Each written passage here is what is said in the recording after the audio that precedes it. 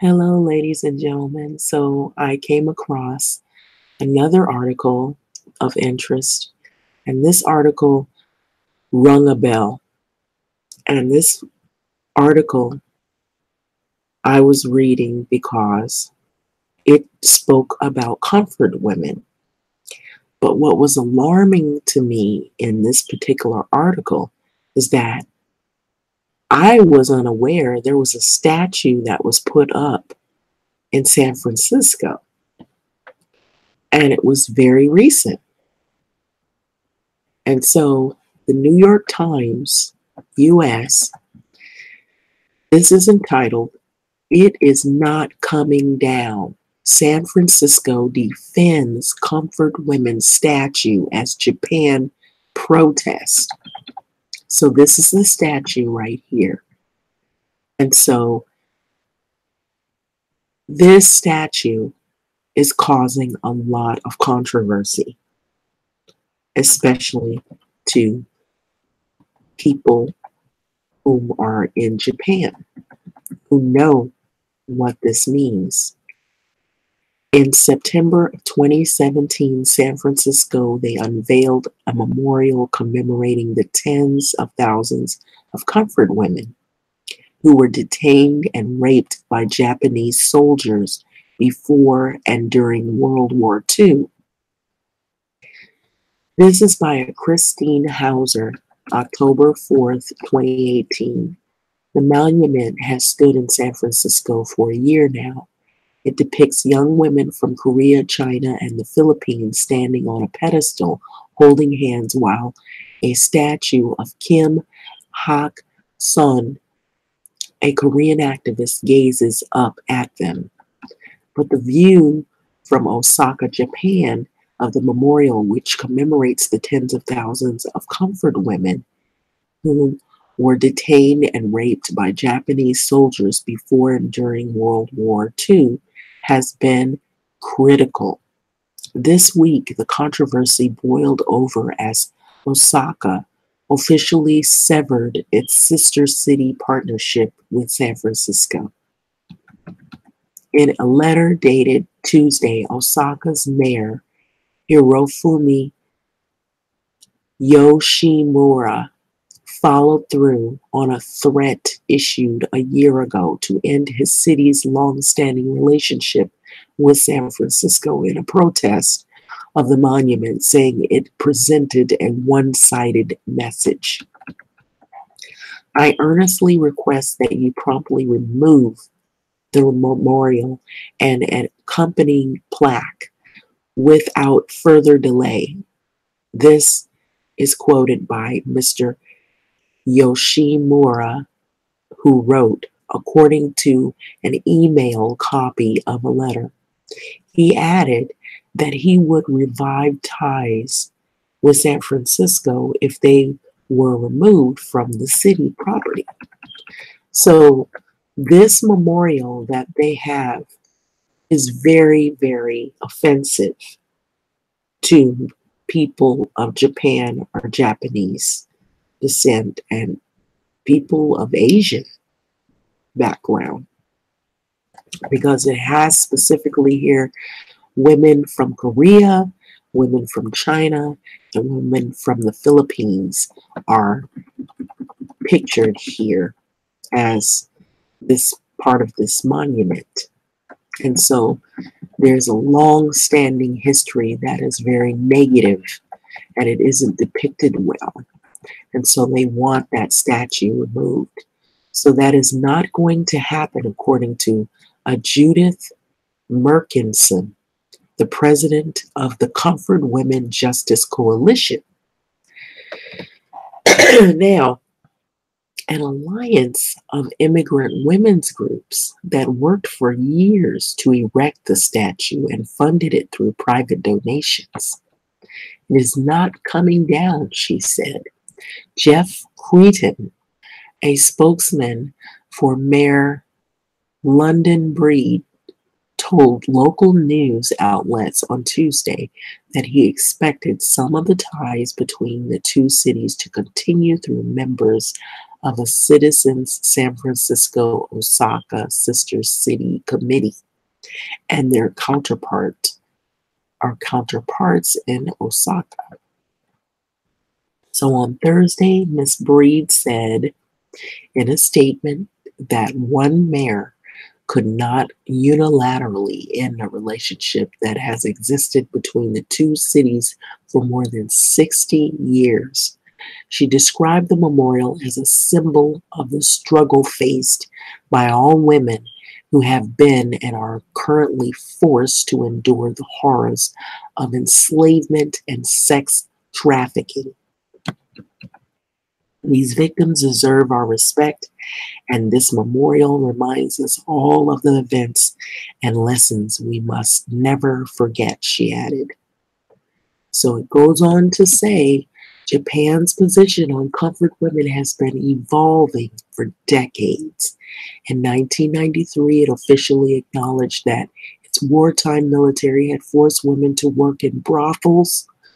Former comfort women began to speak out about being forced into brothels and euphemistically called comfort stations in territories occupied by the Imperial Japanese Army.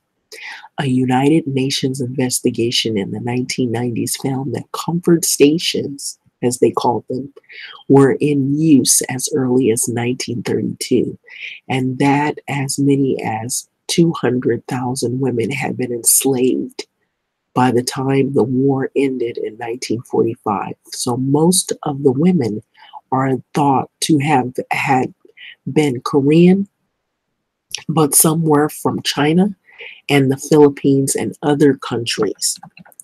The issue still remains that the relationship between South Korea and Japan, two key United States allies whose cooperation is vital to checking North Korea and to balancing China's power in East Asia. The Sister City Partnership was established in 1957 between Osaka and San Francisco, a city with an Asian population of about 40%. So in recent years, it has supported student exchanges and cultural events, said Julie Tang, a chairwoman of the Comfort Women Justice Coalition. But it also set the stage for the monument known as the Comfort Women Pillar of Strength to become a lightning rod between the two cities. So several years ago, the coalition and 11 human rights groups organized a grassroots campaign to build the memorial. So in 2015, the city's board of supervisors approved the construction of the mostly bronze monument. Despite several letters from Mr. Yoshimura and his predecessors objecting to the statue, it was unveiled in downtown San Francisco on September 22nd, 2017. First such statue in a major city in the United States. A city resolution later proclaimed that date to be known as Comfort Women Day to honor these victims. In November of 2017, Mayor Ed Lee of San Francisco signed a resolution to formally designate the statue a city monument. So that's what it is now. It's a city monument in San Francisco. The controversy widened. So some people, however, there were met with people who are opposed to this statue being put up. So Prime Minister Shinzo Abe of Japan said the move was not only deeply regrettable, but it also opposes the views of the Japanese government. Mr. Yoshimura said he would scrap the sister city ties by the end of this year. Okay.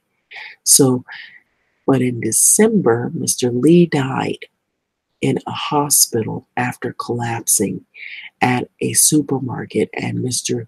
Yoshimura held off until July.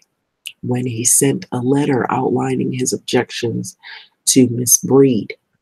So in his letter on October the 2nd, with no action taken on the statue, Mr.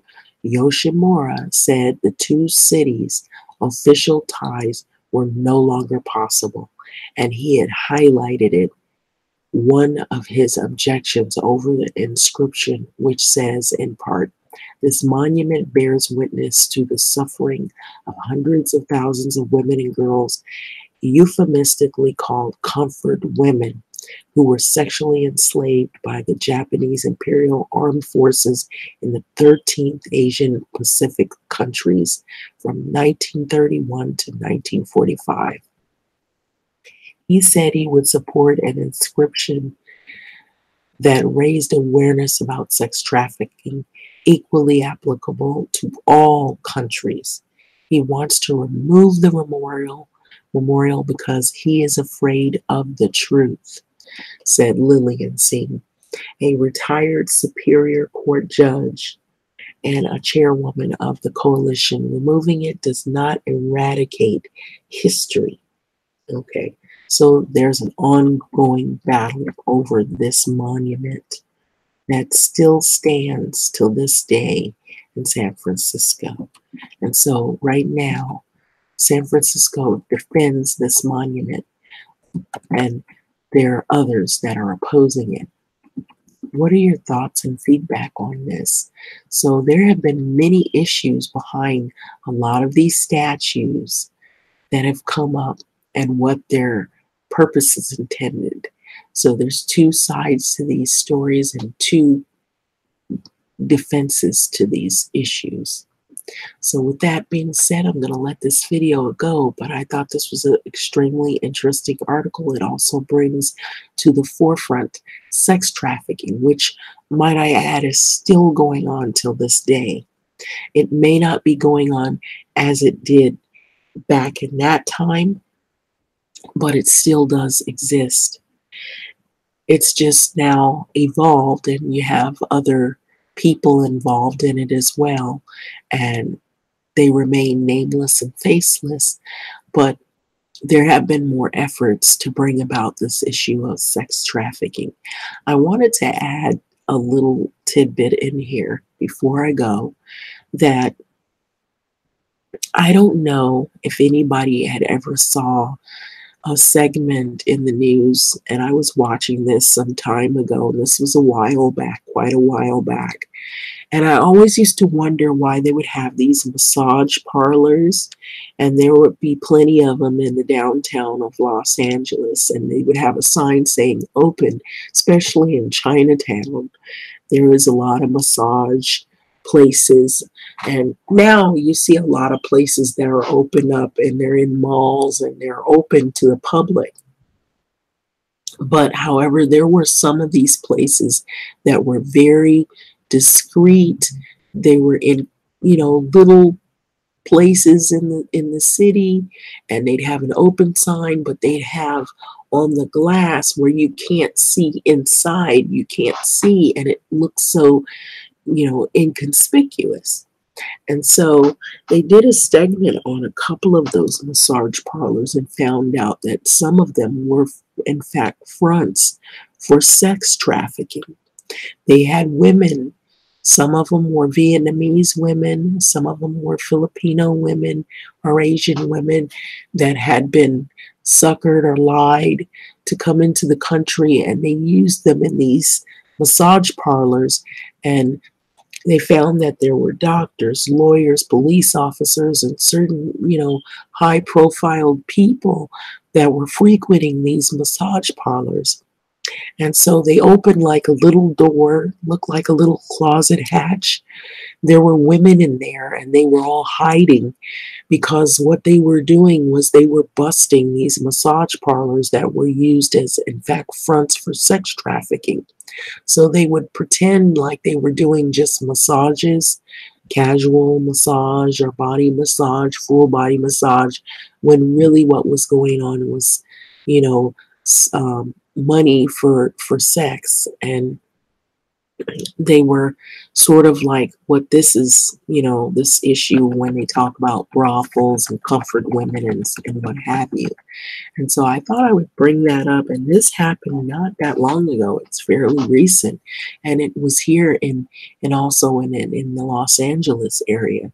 And I still, however, I do still see some of those places. They have like a tent over the window. It's concealed where you can't see inside.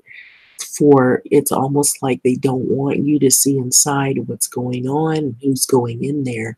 It's for privacy.